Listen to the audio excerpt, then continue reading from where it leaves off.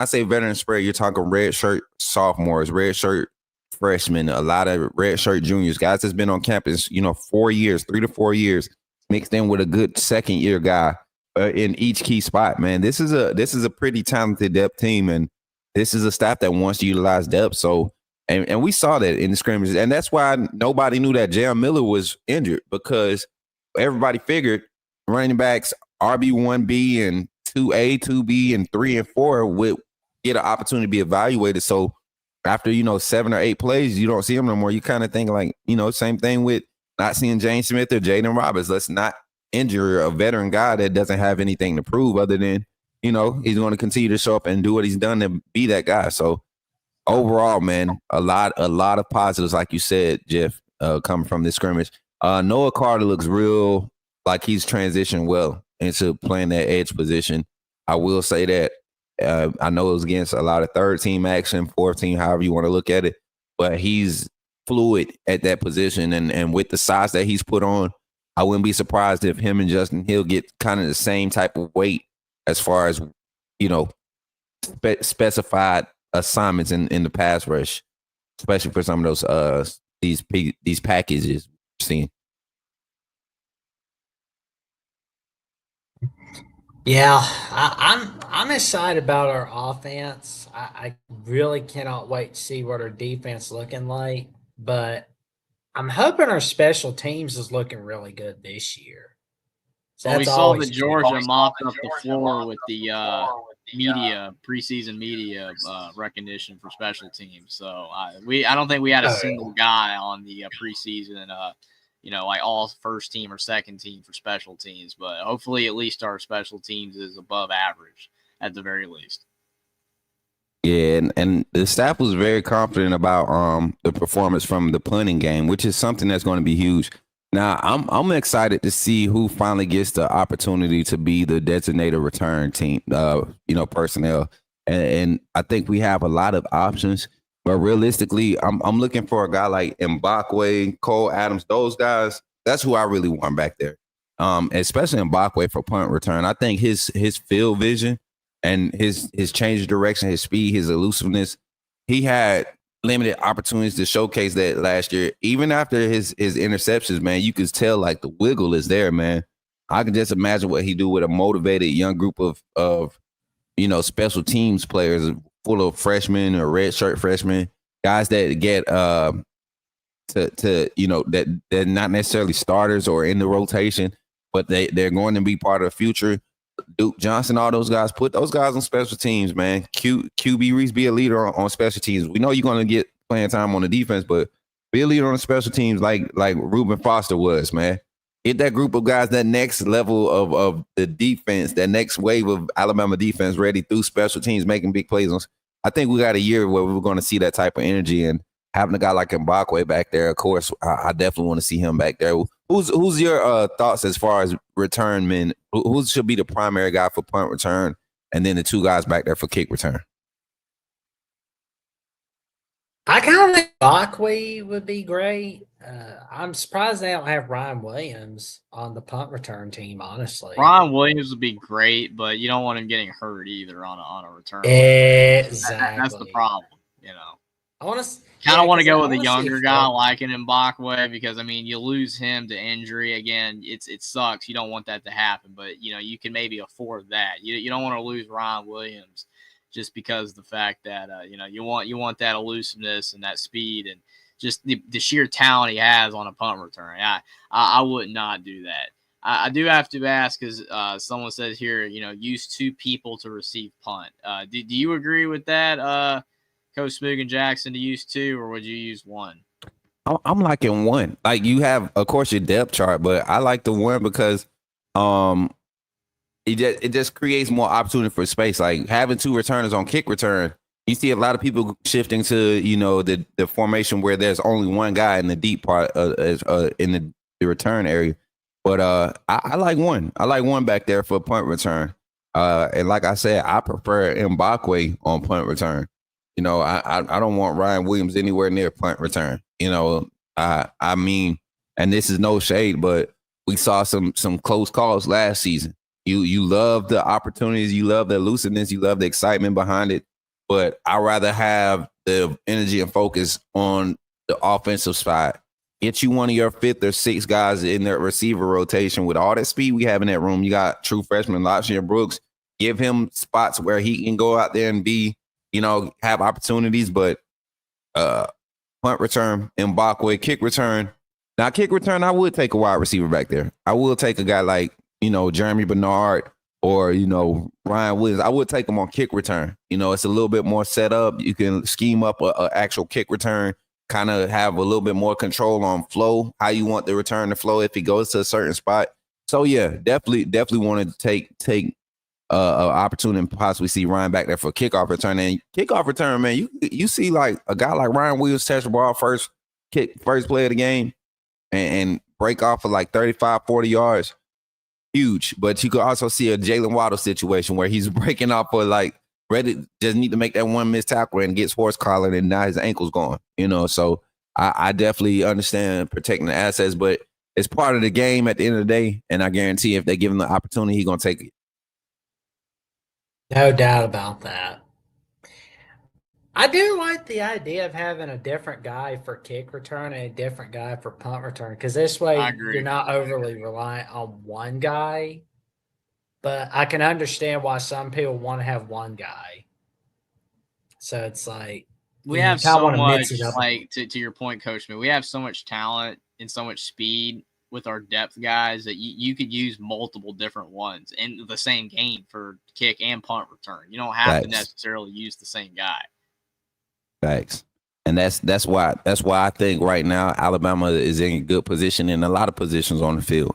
But like you said, you really can't gauge special teams in practice. I don't care what you do, what you say, you can't gauge it. You don't play. Nobody's playing special teams live, in practice anymore. That was one of the main things in the late 90s where you saw coaches transition, especially in the collegiate game. They just cut out that whole special teams period for live action. They just cut it off. Everything's on air. Make sure you're in the right spots. You see a lot of lane drills when it comes to special teams. That I was part of that wave, and it was weird because in high school we did live. We went live on special teams. Like we went live. There was where a lot of the highlights were made on special teams block during practice. So yeah, shout out to Melvin Amundsen over here on the Coach Smook Network. Y'all make sure y'all come and tap in on Alabama at the Voice of College Football. We're live on the Coach Smook Network, but we want y'all to pull up on this side and subscribe to the Alabama at the Voice of College Football here on YouTube. You should see everything scrolling across the screen, and then Botrick should be pulling a link up to the channel now. We should have it phased in and queued up over there on the Coach Smook Network. Shout out to the Coach Smook Network team, man, coming over supporting Alabama at the Voice of College Football, man. We family. We're gonna make sure we do our due over here, just like we do at the Coach Smook Network. But I appreciate y'all for tapping in over there. Make sure y'all come subscribe over here. We on our way, trying to hit that 5K. Trying to hit that 5K, man. We pushing it. We pushing it. So appreciate y'all. Appreciate y'all for tapping in. And yeah. Good evening, Chad said. Good evening from Savannah, Georgia. Good evening, Chad. Roll Tide. Good to see you in the chat. Roll Tide, roll, Chad. Roll Tide. Yes, you're sir. an hour ahead of us, aren't you, Chad? Oh yeah. He feeling good right now. Chad been off work for a good hour or two now. I feel you, man. Look, he been off work for a good hour or two. But in speaking of work, man, we talking about injury updates. Did y'all already talk about the running back depth behind Jam Miller? Not yet, but we are now. Let's get to it, man. So I will say that cue your guy, the guy that you were wanting to see, Richard Young. It's now his room. So Jam Miller's out of the way for the first half of the season. So now we get to see exactly what Richard Young can give, and be crazy if he does go out there and just like outperform Jam Miller, like perceived what Jam Miller would have done. I think honestly, I try to be positive with this injury. That it sucks that it happened, obviously, because I was really excited for Jam Miller. But my thoughts on it is if we can get a lot of production out of Richard Young and maybe Daniel Hill as well, then possibly when Jam Miller comes back, it can make the running back room even better, possibly. 100%, and that's what I said this morning. This right here could be very well be a blessing in disguise. Jam Miller didn't have much to prove with his draft stock. To me personally, I think it was more so a personal thing. I think he could have went second round, late second round, early second round this past draft, but coming back on to solidify the draft stock, but also making a personal dedication to get back to the Alabama way he came into it with, that same expectation of national championship or bust.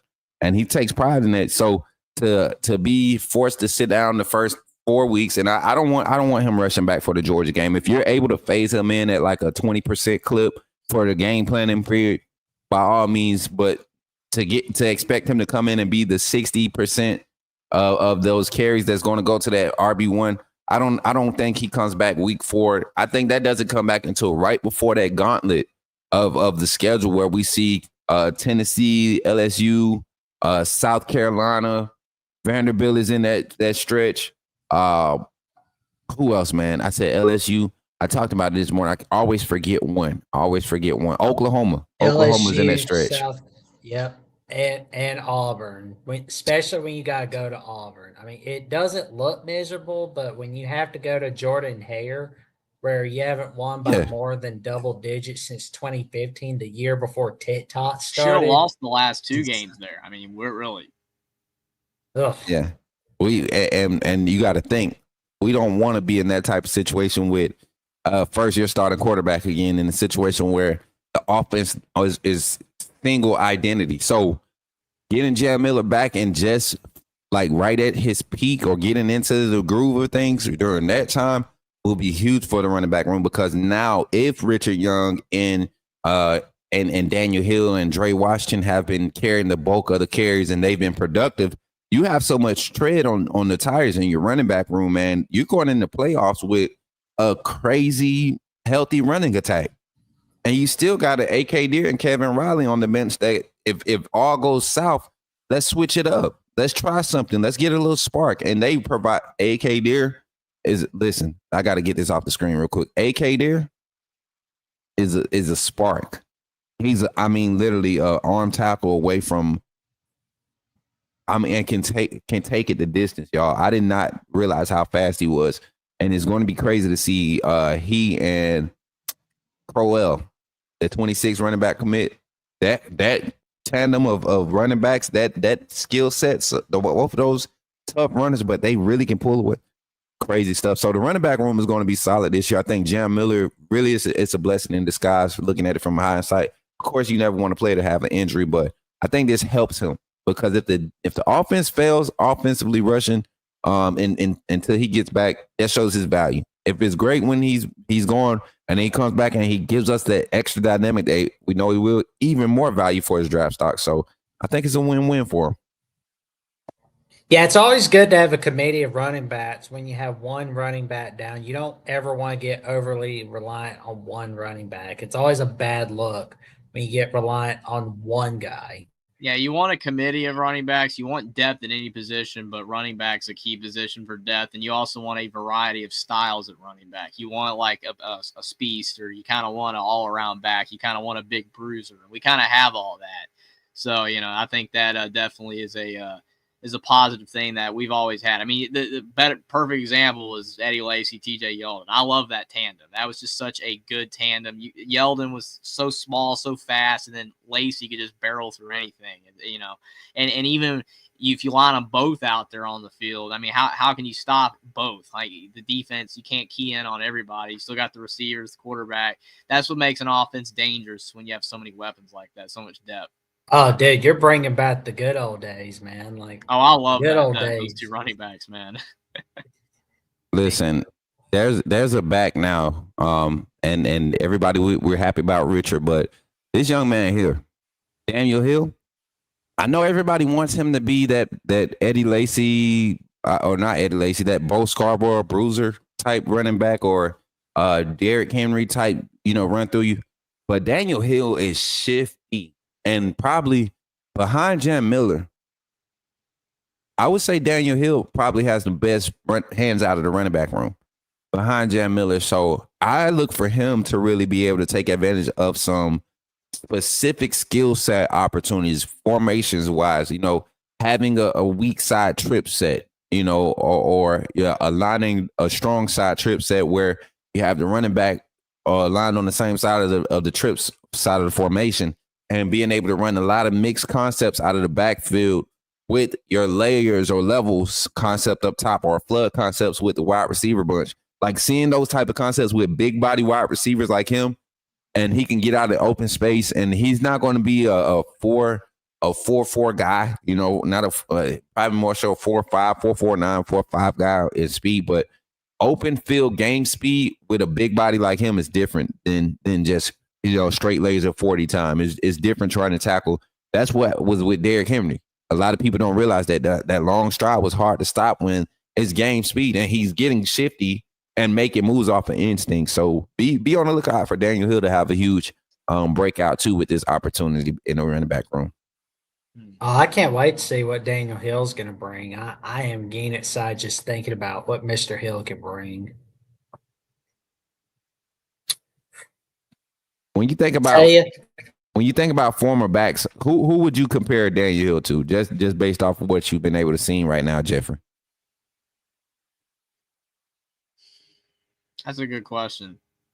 I mean, there's not a lot of guys that we've had that have that, you know, bruiser mentality, but is also shifty and has good hands. There's not a lot of guys like that. Because I mean, you've had, like you said, Bo Scarborough was just run downhill, run into guys. You know, Derrick Henry, you know, he for his size was somewhat shifty, but he mostly was just big. Eddie Lacy was just big.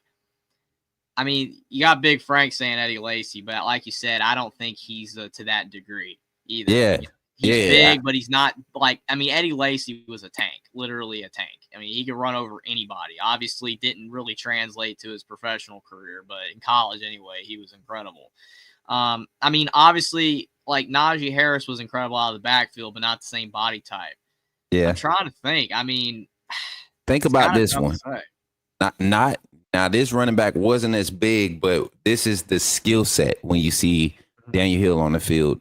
Alvin Kamara, even though he didn't finish at Bama. Oh, there we go. I look at Alvin Kamara's hands out the backfield. I wish if we can go back and pick our choice of the running backs to keep in that trio, Alvin Kamara would have to be in that trio of backs that before he left to go to Tennessee. So I look at his, I mean, frame wise, height is there. I think the similar height. Kamara's 6'2", right? 6'1", 6'2". Daniel Hill, same thing. 6'1", 6'2", 240. I think is his walk around weight right now. So Kamara played big, 225, 230 in college, I believe. If I'm not mistaken, I might be wrong because I know he did get kind of heavier in the league. But same skill sets, man. Move similar. Even with how he plants his foot and sticks his foot in the ground and kind of just gets north and south off, you know, yards after the catch or yards after contact. Daniel Hill falls forward. Alvin Kamara was notorious for falling forward for your extra yards. So I love where we sit at. I seen Plain over here said TJ Yeldon. I could see that. It's just different frames though. Different frames. Yeah. Daniel Hill is just a big frame. Kamara was 5'11". And see, I think that's probably what make him look bigger because he looked wide. You know what I'm saying? That coming from the running back position, but he also looked like he could, you know, same height as most of the offensive line. So it was skill set wise. I see Kamara. But yeah, I could definitely see that TJ Yeldon comparison. But yeah, I remember Yeldon wasn't the best hands out the backfield. You know, no. Yeah, he definitely wasn't the best hands out the backfield. Don't better count the screen pass, but not great. No. Yeah, that part. And I think when we got Kenyon Drake, I think he messed it up for our expectation for hands out the backfield because once he got back there, it was like having a wide receiver in the backfield. Kenyon Drake against Florida, I never forget it. I think it was the first play of the second half, or was it the first play of the second quarter? The 94-yarder. Mm-hmm. That jump was crazy. No, Kamara was about 5'11", not big at all. Okay, 205. He doesn't get talked about that much anymore, Kenyon Drake. He was good. No. It's a shame, though, but brings back to the good old days. But, yeah, like Hill, I was thinking like Derrick Henry, honestly. Like I could. Yeah, I mean, Derrick Henry's fair. They're just not the exact same either. I mean, I think there's flashes of the similarities of the same skill sets, but I wouldn't say it's 1-to-1. Derrick Henry's I want to one of see a if kind, Hill man. can shake and bake a guy like Richardson did in 2011 against Ole Miss. I don't Yeah, know if not. Daniel Hill can stiff arm like Derrick Henry can. And that's the thing. I think that's what made Derrick Henry different because his stiff arm was just that lethal. Like nobody else has been able to do it. Not LT, uh not Reggie Bush, but Davis. What's the boy name? Ricky Williams. He couldn't. Ricky Williams wasn't like that. Adrian Peterson run through you. Like all the greats that came before him had their certain thing that they did, but Derrick Henry was the stiff arm, man. Like kids mess they whole lives up trying to stiff arm at 7 and 8 years old because Derrick Henry doing it right now. So it's definitely guys that got different. stiff armed by Derrick Henry basically got traumatized for life. Yeah, they'll Oh, you never know forget it. Never. So yeah, I'm pretty solid with the running back room right now, the rotation that we have.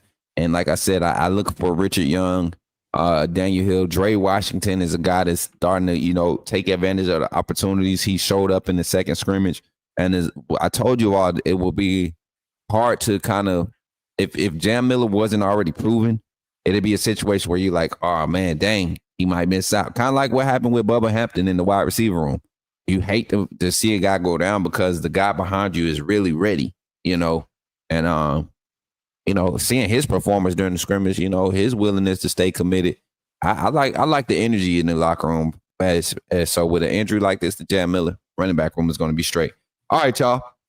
I want to transition to one last topic before we get up out of here tonight, and I want to take this to more so. I know we're dealing with the running back rotation. We're talking about preparation for Florida State. This week in preparation, we have, tomorrow's going to be the first day of basically prep week for Florida State. What are some things that you are looking to hear? Jeffrey, we'll start with you. Looking to hear from, this week's practices when it comes to game planning and development. What are some things, just if you're aware of what Florida State is doing, what Coach Tony White, defensive coordinator, expects to do? What are some numbers that you're looking to attack when it comes to hitting this game plan against Florida State this week?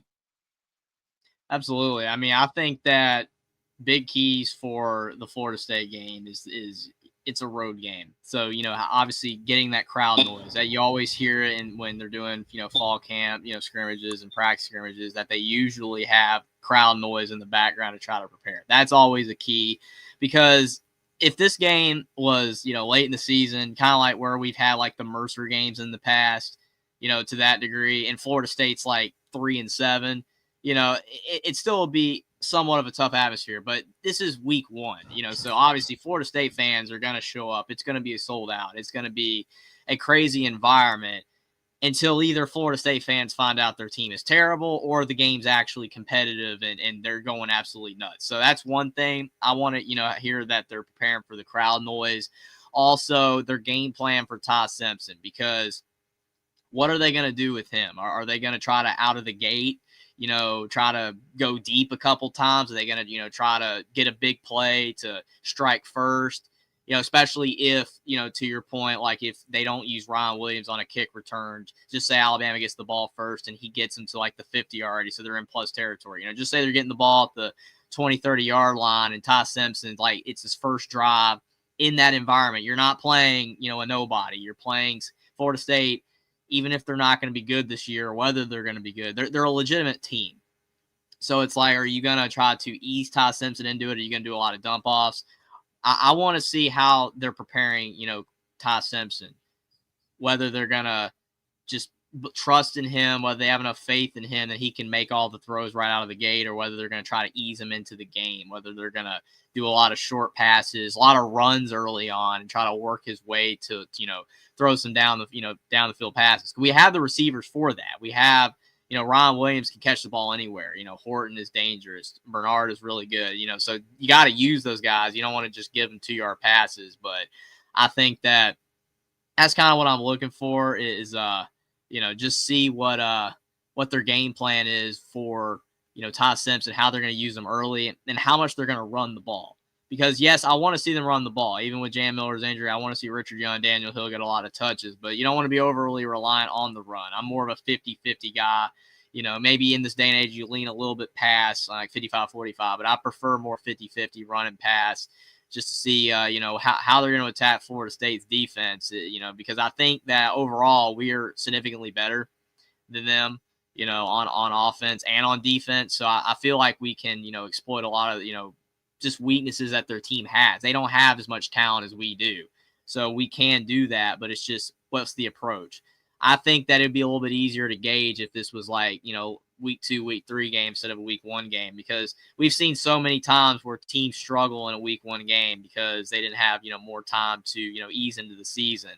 And that's why this game legitimately could be a blowout win for us, or, a dogfight where the game goes either way. And then by the end of the season, we're way better than Florida State. So it's going to be interesting, but I just want to see how, we choose to attack early on. Are we going to be, very aggressive, or are we going to be more conservative, try to ease our way into the game? Right. And so, Justin, go ahead, brother. What's up? I want to see how much pressure Alabama puts Thomas Castellanos under. Like, we should be putting a lot of pressure on him. 100%. Yeah. Oh, yeah, because I can't wait to see what happens, because he's been chirping a lot in the off season. I just want to see if he tries to put his money where his mouth is. I don't think he will, though. I like to see. I'll tell you like this, man. From a coaching perspective, I just want to see how fluent of a game plan we've already been developed. I understand is the first actual week of game planning for Florida State, but I think the great ones, Coach Saban was one of the ones that utilized fall camp, spring camp to prepare for the upcoming season based off of coordinators that he knew he was facing the next season. He didn't care about, the team. He talked about the coordinators. And so I kind of added that to my arsenal when it comes to analyzing the college game and being able to report on it and talk from both those standpoints, being on the sidelines, being on the media side of things.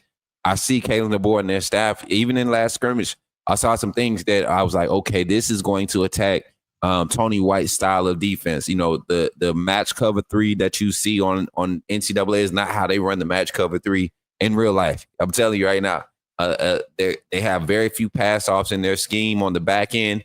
And I think that's something that Ryan Grubb loves to attack. You're going to see a lot of switch releases with the wide receiver concepts, a lot of flood concepts, second level, third level attacking the in the flood concepts, a lot of mesh, a lot of quick screen out to the perimeter.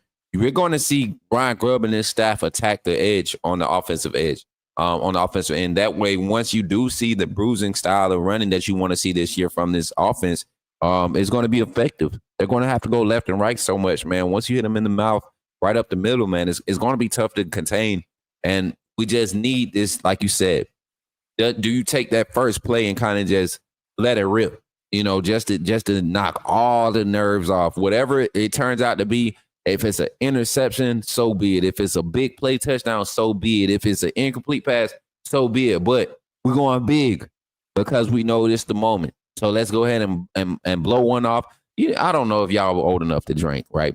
But it's been nice. I'm 6 years past it. Jeffrey became 21 in January. Oh, congratulations, Jeffrey. I don't know if you've ever experienced a day or night where you were anxious for a night or a big celebration coming along, and you said, man, you know what? Bump it. And you just threw one back just to kind of knock the edge. That's what I feel like. Take a shot. Take a shot, Bama. I feel like this is the year for it. Second year 2 under Kalen DeBoer, offense leading off. I think that might be a thing, like try to get the ball first. I feel like that's what they've done. Go look at what they did Washington week 1 with Penix that second year as a starter. Mm-hmm. They started their first game with the ball, man. And that offense, everybody started talking about it from the first drive of the season. While we're here, though, in the middle of this, getting ready to close out, I need everybody on the Coach Smook Network. We got 35 live viewers right now, 23 likes over there. Take a moment right now, tap out of there. There's a comment pinned at the top of the chat. Click on that link. Slide over here to the Alabama at the Voice of College Football channel. Drop a like, subscribe over here. Turn on your notifications because starting in September, after the kickoff against Alabama, You will see all post-game, post-practice reporting here on the Alabama Voice of College Football with myself, my brother Jeffrey, and my brother Jackson. We'll be having some guest appearances by other personalities and analysts that cover Alabama football and other teams in college football. So you definitely want to come over here, hit that like, subscribe. Make sure y'all stay in tune with what we're doing over here. Fellas, let's round this thing out.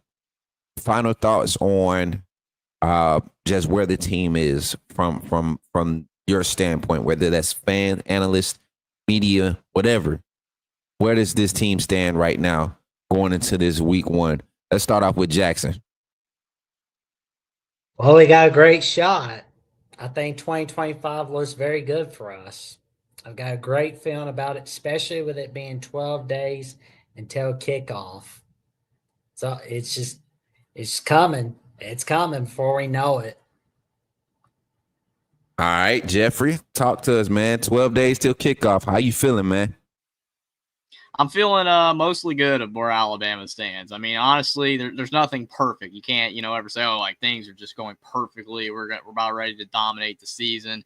But, the injuries, that's a bit of a setback. But like I said, not too significant. I'm not too worried about those injuries, especially because with Jam Miller, it might end up being a positive at the end of the day, even though, like you said, Coach Smook, you never want to see an injury like that. If it can still be a positive, that's great. I think mostly the media is positive. I think DeVore is positive. The scrimmages have been mostly positive.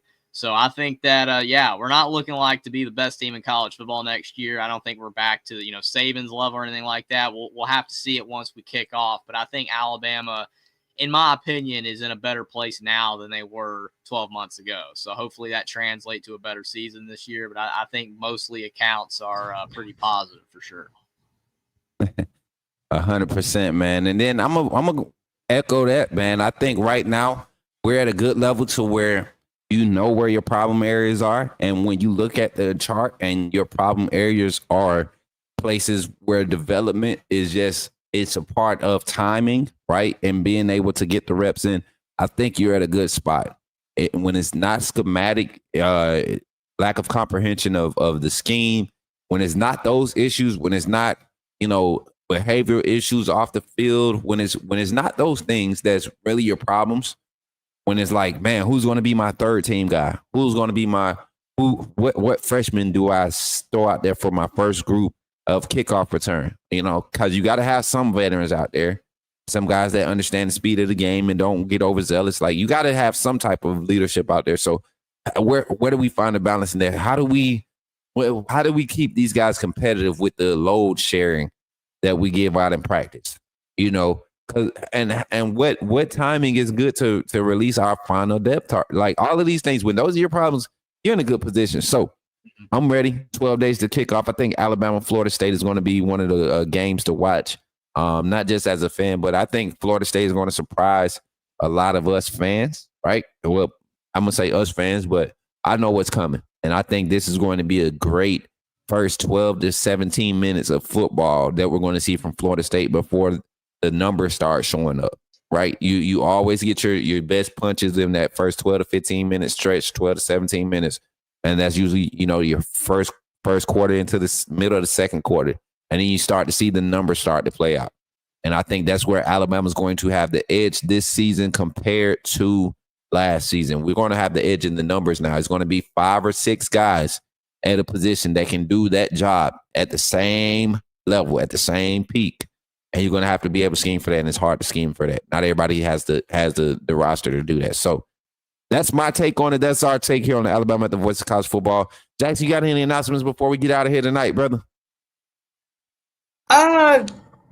Nothing much tonight, but I will say we've got some magic coming your way, all right here on Alabama at the Voice of College Football.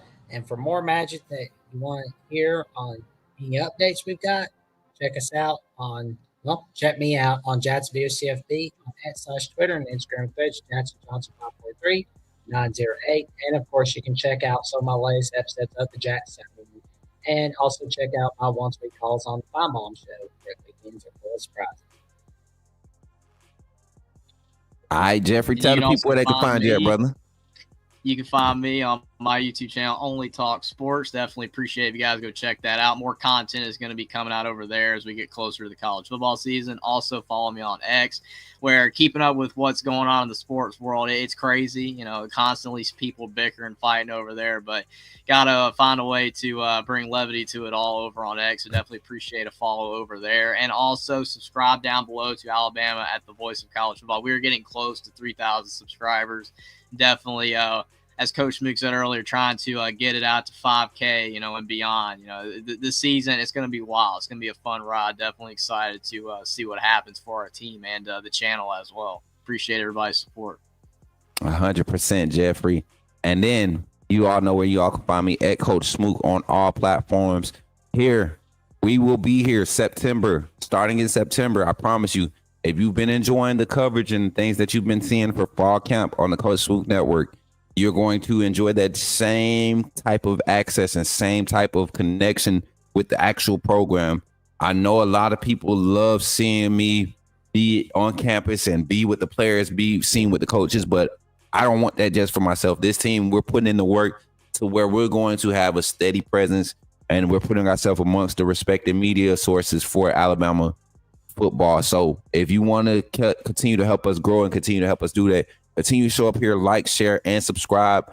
Check out my channel. I'm always pushing our content, and we're going to continue to grow, man. We got some special guests pulling up in the coming months during the season. Going to have some different personalities from both Alabama that talk Alabama sports, but also other teams, opponents that we're going to be facing. So be on the lookout for the content here, y'all.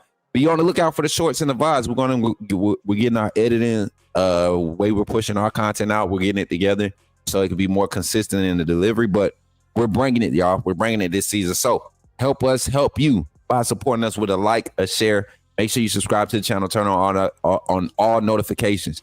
And with that being said, here with the voice of Alabama at the Voice of College Football crew, I want to say good night and roll Tide. Roll Tide. Yes, sir. Y'all have a good night, y'all. Be blessed. Bless.